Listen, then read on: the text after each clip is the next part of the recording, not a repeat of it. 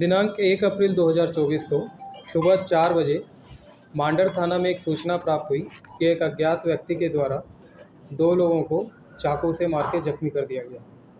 उसके तत्पश्चात जो जख्मी थे, एक का नाम सलमान अंसारी है, जिनकी हॉस्पिटल में मृत्यु हो गई थी, और दूसरे को हल्का जख्म आया था और उसके बाद वो डिस्चार्ज हो गए थे।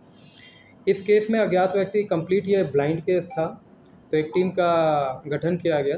टीम को पुलिस उपाधीक्षक खिलाड़ी अपने नेतृत्व में लीड कर रहे थे और साथ में थाना प्रभारी मांडर और पुलिस निरीक्षक मांडर एवं अन्य लोग उपस्थित थे।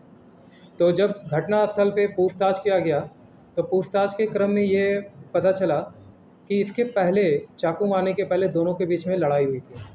तो जो मृतक हैं और उनके चाचा के द्वारा एक्यूज को काफ़ी मारा गया था, लेकिन मारने का कारण स्पष्ट नहीं था। तो फिर हम लोग आगे भी जाके और पूछताछ किए तो बाद में पता चला एक ऐसा रेलवे ट्रैक के का जगह था जहाँ कीर्तन हो रहा था, और कीर्तन में लोगों द्वारा बताया गया कि हाँ, रात में एक व्यक्ति आया था जिसके सर पे काफ़ी चोट थी और वो रो रहा था कि मुझे बचाओ बचाओ। तो हम लोगों को लगा, हम लोगों ने ट्रैक को फॉलो करते हुए टीम आगे गई तो एक ग्रास का फील्ड था। उस फील्ड में देखे 2 जूता है जो कीचड़ में और उसमें ब्लड ड्रॉप्स भी हैं। तो ये आशंका जताई गई कहीं ना कहीं ये जख्मी व्यक्ति जो अभी एक्यूज्ड है वो वहाँ रात में रहा होगा। तो आसपास के पता चला कि आसपास में इटकी गांव है हमारा, तो इटकी गांव में इसके शूज़ को लेकर और बाकी लोगों से पूछताछ किया जा रहा था।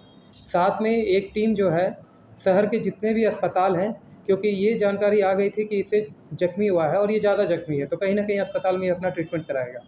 तो एक टीम जो है सारे अस्पताल में निरीक्षण कर रही थी कि उस रात या अगले दिन सुबह इसमें कोई व्यक्ति ऐसा आया है जो उस गांव से बिलोंग करता है और जख्मी है। तो बाद में हम लोगों को ये भी पता चला कि सदर अस्पताल अपना जमशेद रांची में वो अपना ट्रीटमेंट कराया है। तो इटकी गांव में इसके जूते को देखकर सबसे पूछताछ किया जा रहा था और साथ ही साथ अपना जो एक ह्यूमन इंट है उसको यूज़ कर रहे थे हम लोग। तो हम लोगों को पता चला कि हाँ, 4-5 व्यक्ति हैं इस गांव में जो इस तरह का शूज़ पहनते हैं।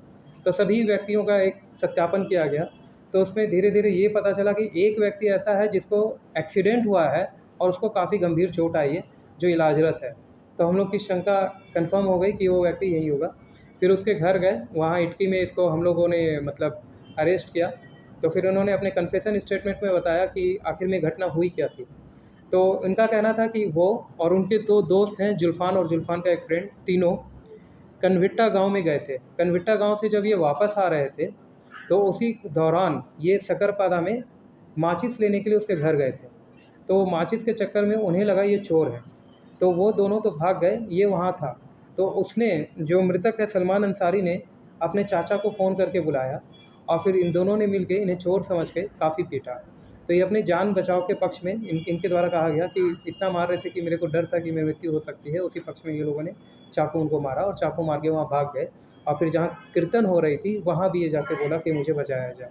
तो ये सारी घटना है। इस घटना में टीम ने बहुत ही अच्छा, मतलब देखा जाए तो कोई टेक्निकल इनपुट नहीं था और केवल ह्यूमन इंट पे और पूरा एक शूज़ के कारण और प्लस एक डिटेल इन्वेस्टिगेशन करते हुए सदर अस्पताल घूमते हुए सारी जगह एक इन्वेस्टिगेट किए हैं और 48 घंटे के अंदर रांची पुलिस ने इस केस का उद्भेदन किया है।